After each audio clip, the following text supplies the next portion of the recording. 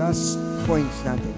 Ang pagtugon natin sa pag-ibig ng Diyos ay yung serve the Lord with all our hearts. Ito yung kauna-unahan natin gagawin. Magkaroon lang tayo ng takot sa Panginoon. Sapagkat ang sabi dito, doon sa Proverbs chapter 8 verse 13, ang takot kay Yahweh ay naglalayo sa kasamaan. Pangalawang kapamaraan ang ibinigay, live or walk in a way that pleases Him. Mahalaga po yung meron tayong pitagan o mapitagang kilos sa harap ng mga tao. Malinis ang puso, malinis ang isip, malinis ang kilos, so irerespeto tayo ng mga tao. Kaya ipapakita natin na, wow, ang anak ko, ang galing naman, nagagawa yung kalooban ko. Ang pangatlo, ang pag-ibig natin sa Diyos ay dapat hindi absent ang, una, prayer, devotion, and then serve, maglingkod. And another one is fellowship. Last, obey His command. Kapag sinunod natin ang mga sinasabi ng Panginoon, magaganap sa atin yung ating